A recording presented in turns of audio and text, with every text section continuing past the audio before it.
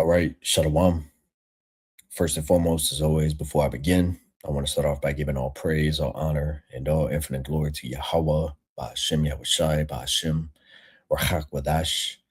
Double honors unto the apostles, the bishops, the elders of Great Millstone, who taught us his truth through the Holy Spirit, and who do rule well. And much peace, love, blessings, and many salutations to the elect of the nation of Israel. All right, I am the brother Shapal, out of the Great Millstone Dallas branch, coming to you all again with another lesson. The Lord willing, this lesson here is edifying unto the flock of Yahweh Ba'ashem Yahushai. All right, and through the Spirit, I wanted to do this lesson, going into this deity, Quas, all right, which is ultimately the God of the Edomite, right? And we're gonna go into a little bit of that history and whatnot, get some scriptures, and this is ultimately inspired, of course, by the Spirit, but the elder apostle Ramlab, at camp this past Friday, he had made mention of this deity, and it kind of just piqued my interest as I was listening over. After camp, I was listening over the camp again, and as I often do, it's a good practice. I've heard elders mention, that they do it and brothers as well. It's kind of good practice to, if you ever kind of lets you be the audience, because it's one thing to be making points and to be speaking, and we want to make sure it's all edifying into the flock, right? So listening over to the camps or your own lessons, maybe not all of them, maybe not all the time, but sometimes at least, right? It's a good practice through the Spirit, man. Allows you to be the audience and kind of just see for yourself if it's edifying or not, because in the moment we don't really get to necessarily get that, right? Um, but yeah, he had made mention of this deity and was listening over the camp again afterwards, and through the Spirit that evening, it kind of just hopped on me, and I just went on a little, I was kind of in a little trance, just going into this deity, and researching YouTube videos, all manner of things, which I don't have too much on this. It's actually a very ambiguous deity. There's not much that's wholly established on it.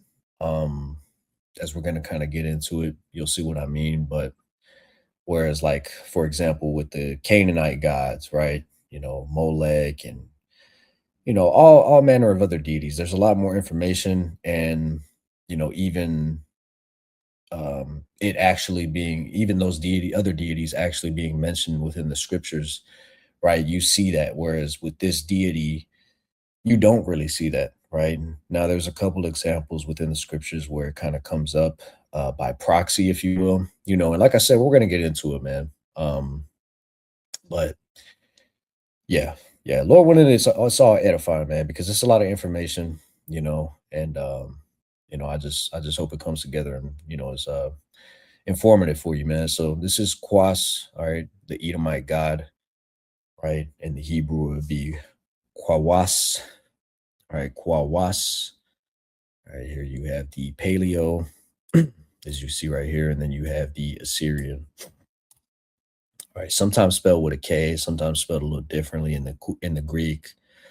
Cozy or Koze, Koz, however you will pronounce that. All right, which I already looked. It's not found. All right, within the concordances, neither in the Hebrew, Assyrian concordance, or the Greek concordance that we have, like via the blue letter and whatnot. But so this is what I mean by there's not much information on this deity up until a few decades ago, where things were kind of revealed by proxy, like I may mention. But just going into it, it says he was the Idumean, which, if brothers don't know or believers who are listening, um, the Idumean, Idumea, all right, is ultimately another way of saying Edom, right? I believe that's the Greek way of saying Edom, right?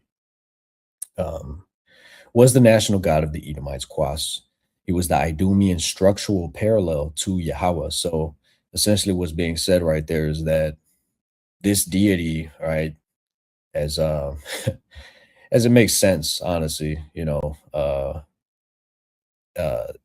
as we as Israelites have the God Yahweh, all right, by Hashem Yahushai, um, and nations, surrounding nations saw the power and the might of that power, of our power, right, the one true power. It makes sense that they would kind of create um, parallels, right? And Quas was one of those, right? It says the name occurs only twice in the Old Testament, right? In the book of Ezra and Nehemiah, right, which I have right here, on Google. Um, Ezra 2 and 53, all right, it says Barquos, which means son of Quas, right? And Nehemiah 7 and 55, I believe, says something similar, if not the same thing, right? So this is the little bit of information that we have on this deity, right? Is is via that, and really that alone in the scriptures. Now, going back to this, um, it says the name occurs only twice in the Old Testament, in the book of Ezra and Nehemiah, as an element in a personal name, Barquos, right, son of Quas, referring to the father of a family or clan, or of perhaps Edomite slash Idumean, right, Nethinim, right, which are ultimately temple helpers of the heathen, right, as you see right here. Um, Nethinim, or Nethinites, or Nethians, I'm sorry, Nethinians, was the name given to the temple assistants in ancient Jerusalem. The term was applied originally in the book of Joshua, where it is found in its verbal form to the Gibeonites, right? Because if you're familiar with that history, essentially, as we were going through, all right, during the conquest of Joshua, all right, ultimately in the land of Canaan, uh, you know, pretty much killing off those wicked Canaanites, confounding their gods and their military might, Jericho, Ai, so on and so forth. I believe in chapter 11 or 10, it might be 10, 11, or 12, somewhere in that area, it goes into how the Gibeonites ultimately, they succumbed to us. They pretty much just was like, we'll just be your servants. They tried to deal, they try to deal deceitfully. I forget the exact verbiage that he used in the scriptures, but they deal deceitfully. They try to pretty much supplant, right? And they ended up dwelling among us. Now, that's important to note because ultimately, through not entirely wiping out the Canaanites, right, that ultimately led unto us inevitably having our downfall, where we started to again go after uh, the gods of the Canaanites, right, as you could read in Judges, right, so on and so forth. This was always the downfall. And that's why it says, real quick, that's right, why the law is so important, right? Of course, we know we need to be changed inwardly, because this would just be a perpetual cycle that takes place where, you know, the Heavenly Father defends us, we rise up, right? Overcome the heathen and their deities, but then eventually through a wicked king, pretty much mortal error and this flesh, we would just ultimately just keep falling away time and time again. So when you're reading in the law, right, I have the book of Deuteronomy, the 21st chapter here, which Deuteronomy just means second law, right? This is the reiteration of the law, right, unto the generation, all right, that followed after the old generation that passed away due to their disobedience and lack of faith, ultimately, and doubt, right? Out of the land of Egypt, right? But here, as it says, you have this example. We're going to read a little bit. It says Deuteronomy 21 and 18. It says, if a man have a stubborn or rebellious son, which will not obey the voice of the father of his father or of the voice of his mother, and that when they have chastened him will not hearken unto them, then shall his father and his mother lay hold on him and bring him out unto the elders of his city and unto the gate of his place. And they shall say unto the elders of his city, this our son is stubborn and rebellious. He will not obey our voice. He is a glutton and a drunkard, right? So he's pretty much, he's unruly. He won't take heed. He won't listen. We've washed our hands with him, essentially. This is what was to happen, right? Verse 21, and all the men of his city shall stone him with stones, that he die, right? And this will seem very harsh, growing up here in Western society, right? In America, Babylon the Great, where everything's kind of been, watered down, and, the ways of the East, right? Are so far away from what we know, what we're raised in, what we're accustomed to, right? But this was, like it says, so shalt thou put evil away from among you, and all Israel shall hear and fear. See, so this is an example that I wanted to bring out and really just highlighting verse 21 right here. It was that evil will be put away from among you, right? Because if you have one child in a family that's operating like that, other children will start to see that.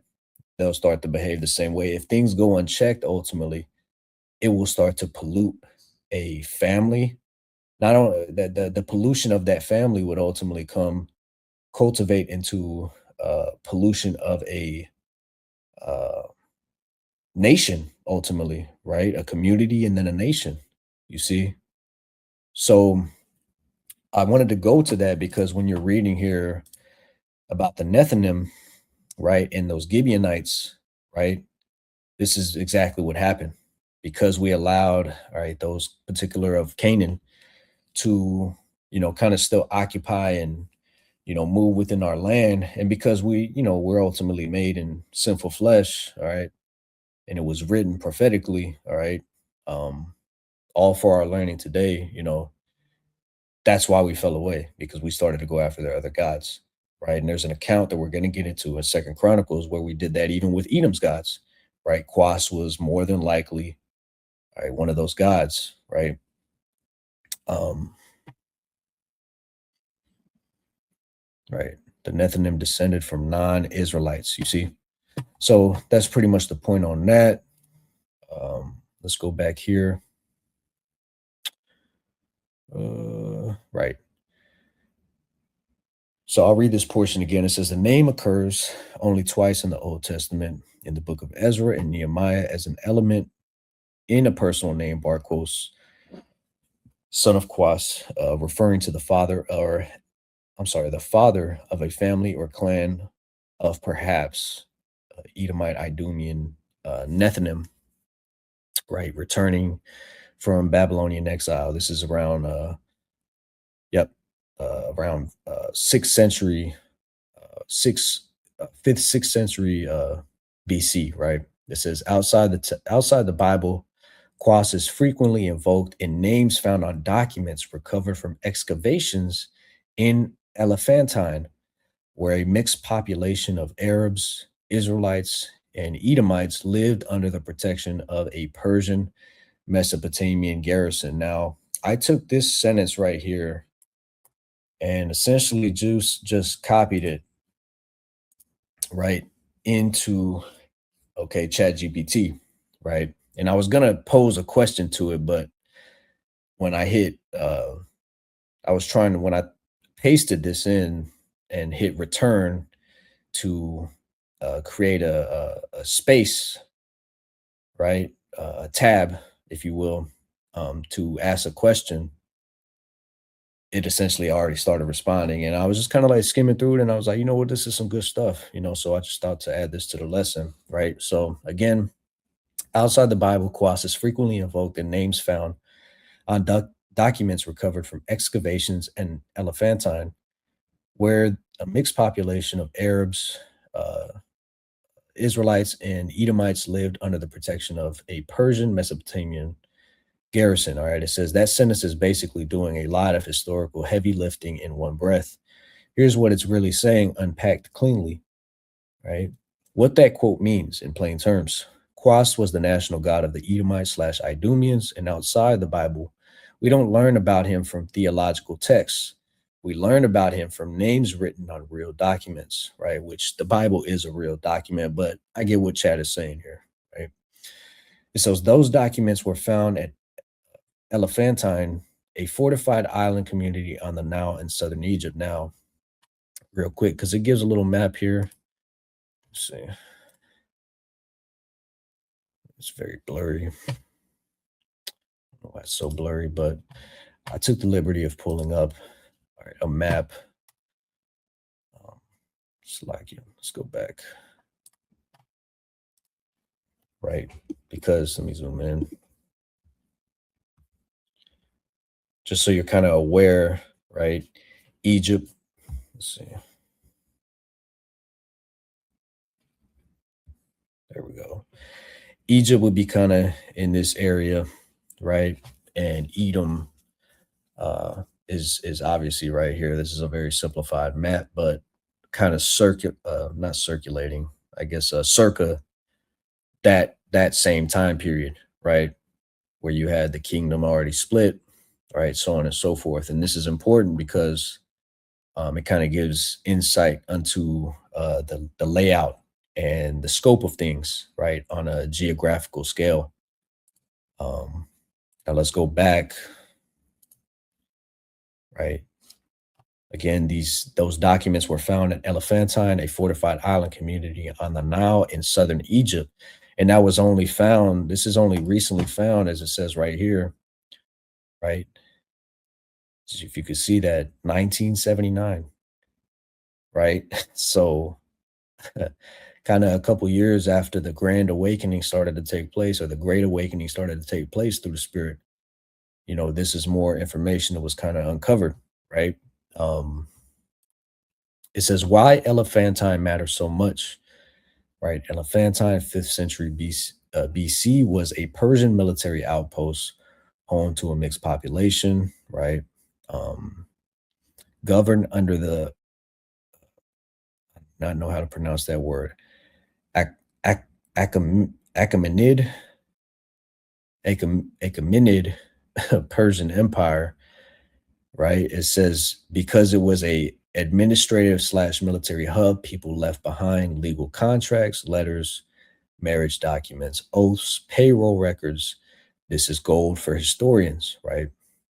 Quas is frequently invoked in names, right? It's quoting that text, what that means. Ancient Near Eastern cultures commonly use theophoric names, names that include a god's name, right? Just like brothers do today, right? Just like brothers do today, right? With the Hebrew names, okay? Right? It says, for example, Quas Gabar, right? Quas is mighty. Barkos, son of Quas, right? Quas Malaku, Quas is king, right? These names appear repeatedly in Elephantine papyri, which I believe is just going into documents. Kind of just look it up real briefly, right? A material prepared in ancient Egypt from the pithy stem. Yeah, so pretty much what we know today as paper. This is a lot of times in the ancient world what they used for documenting things, right? See, before we had pen and paper, and even what we use today, just the keyboard on our digital device, right? They had to actually scribe these things, right? It says these names appear repeatedly in Elephantine papyri, especially tied to Idumean individuals, right? So no one had to tell us the Edomites worship Quas. Their names did it for them. You see. Now, another thing I did want to highlight, um, let's see. I don't know if I made that point. Because like I said, it's a lot of information. Um, let's see. We could get into this as well. Um, Now, is it possible, right? Because we mentioned the Gibeonites, right? It was brought up the Gibeonites as we were going into this tab on the Nethinim, right? And we know the Canaanite gods are even, reverenced and ultimately put on the forefront, hidden in plain sight, if you will, but put on the forefront even unto this very day. Like we always go into Molech, right? We always go into that deity in specific because it's atrocious, right? It's disturbing, right? But that sacrificial system is still essentially being done by the means of uh abortions. I'm gonna just say it, man, right? A lot of times we try to code what we want to say. It's childish, but sometimes you're just like, fuck it, right? Excuse my French. Okay. So is it possible that this Quas deity goes back into Canaan? Absolutely. Absolutely. Where was I? Right. But nevertheless, it's a deity that Edom put on themselves. right? And try to use as a parallel to match, all right, our God, Yahweh, right? So it says why this is important historically and biblically. It confirms the Bible's picture of Edom. The Bible treats Edom as a distinct people with a distinct God. Quas fills that role historically the same way, right? Chemosh for Moab, Milcom for Ammon, right? Those deities are named within the scriptures. There's kind of a hole, right? Which through the spirit, these excavations have kind of filled, right? It says it shows Edomites living far from Edom. After Babylonian and Persian upheavals, Edomites migrated, right? Elephantine proves they retained identity, retained religious loyalty, lived alongside Jews under Persian rule, right? And this is something that I wanted to highlight from this as well. It says it explains later biblical tensions by the simple Second Temple period, right? What we read with Ezra and Nehemiah, right? It says Idumeans are still around. Herod the Great himself was Idumean by ancestry, right? Even going into Rome, right? They were Edomites, you see? And prophetically, when you understand Rome is that fourth beast, right? You read in Daniel, the seventh chapter, and how it would ultimately be revived in Revelation, the 13th chapter. It's very important in addressing and highlighting that Esau, right, as the scripture says, is the end of the world, and Jacob is the beginning of it that followeth. When they would ultimately have that short season, okay, when Satan, right, would ultimately have that short season, right, and his physical counterpart would be head of that here in the physical realm, man, on the planet Earth. Okay, as we always go into, man, you know, Esau had to ultimately get his birthright, his blessing from Isaac fulfilled. It had to be fulfilled on a global scale in a real way, right? And we see that manifest itself and playing out in real time today, man. So even historians and scholars of the world, they know that Herod, right, was an Idumean, an Edomite, right? And he's mentioned in the scriptures, Matthew the second chapter, and through the Spirit, if you could receive it, also in Revelation the 12th chapter. Okay, which it's really going into the Roman Empire as a whole, but who's at the head of that, right? Just as Babylon the Great is an empire as a whole, but somebody's at the head of that, right? Um, Now through the Spirit, let's go. Matter of fact, I want to bring this out as a little footnote, right? I just found it interesting because kwawas in the Hebrew isn't mentioned in the scriptures. The most closely related thing, right? Isaiah 29 and 21, that make a man an offender for a word and lay a snare for him that reproveth in the gate and turn aside the just for a thing of naught, right? That word lay a snare, okay? Strong's H 6983 kwawash. So very similar, okay? Um, the definition, the outline of biblical usage, obviously it says to lay bait or lure, lay a snare, lure. Now, obviously, it's not the same word in the Strong's definition, right? It says to bend, right? To bend. So highlighting that, right? Because Quas is a deity, right? As we're gonna read right here. And like I said, Salaki, I know it's a lot of information, man. I'm trying to put it all together through the spirit. Um, Going back to Wikipedia, okay, the origins, meaning, and cult, the word quas is never used on its own in the Tanakh, which is basically the Old Testament, right? However, it does unambiguously appear twice as an element in a personal name in Ezra 2 and 53 and Nehemiah 7 and 55, right? Which we broke that down, right? Quas is an Arabic word meaning bow, right? Which what do you use a bow for? What is a bow? What do you do with a bow? You bend it. You see, even in the image right there, it's being bent a particular way. So I found that interesting, although this isn't a direct uh isn't a direct match, although it would appear so via the transliteration, right? But that's not it's Kwawash, whereas this deity is just Kwawas, Kwawas. but very close, very close. And it's interesting that it says in the Strong's definition to bend, right? So, um, and that's what the gods of the nations are and always have been to us, right? They've been a snare, right? They've been a snare for us, man. Okay. Now going back to this, it says meaning bow, probably suggesting the god's name origin, based on a reference in Josephus, right? Javier Texador believes Quas must have become identified with Cusa, right? Right. You see, the nations they just do this. They kind of just land back, if you will, for lack of better words. They kind of just like copy each other, right? And what's the main deity that nations would want to copy? All right, Yahweh, man, because that's the only power that really is, man. It says the archer in the North Arabian pantheon worship both as a mountain and a weather god. The similarity of the name would have permitted an assimilation of Quas to the Arabian god of the rainbow, right? On the basis, the same reference, John F. Healy believes that evidence for the identification is limited. So, again, like I made mention in the beginning of this lesson, there's a lot of gray area surrounding this deity. Nevertheless, it's very interesting, right? Um, let's go to this real quick on Google because it kind of gives a little more insight.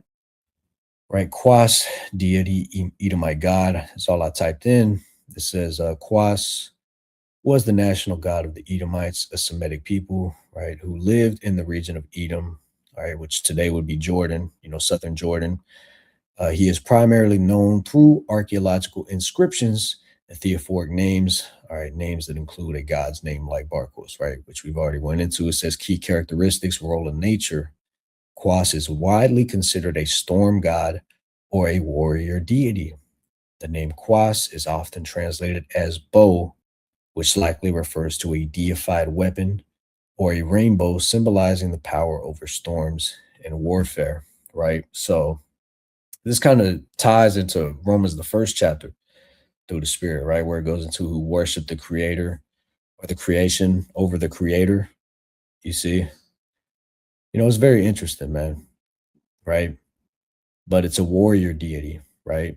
Um, which Edom, hey, like it was given unto Esau, that blessing, hey, by thy sword thou shalt live, right? Thou shalt have the fatness of the earth and the dew of heaven. Okay. So let's see. Right. Yeah, I wanted to get into this account actually. Okay. In Second Chronicles 25. And essentially you had a king by the name of Amaziah, who ultimately, as it says right here, succeeded Joash, right, of Judah, right? And right, verse 2, and he did that which was right in the sight of the Lord, but not with a perfect heart. So we started to do correct judgment, but ultimately, all right, as you see, he defeated the Edomites. But verse 14, now it came to pass after that Amaziah was come from the slaughter of the Edomites, that he brought the gods of the children of Seir and set them up to be his gods and bowed down before them. I'm sorry, and bowed down himself before them and burned incense unto them. Wherefore the anger of the Lord was kindled against Amaziah, and he sent unto him a prophet, which said unto him, why hast thou sought after the gods of the people, which could not deliver their own people out of thine hand? Right. And that's a very sound question. Why, why did we continue to do this, man? Why did we continue to do this, man? Okay.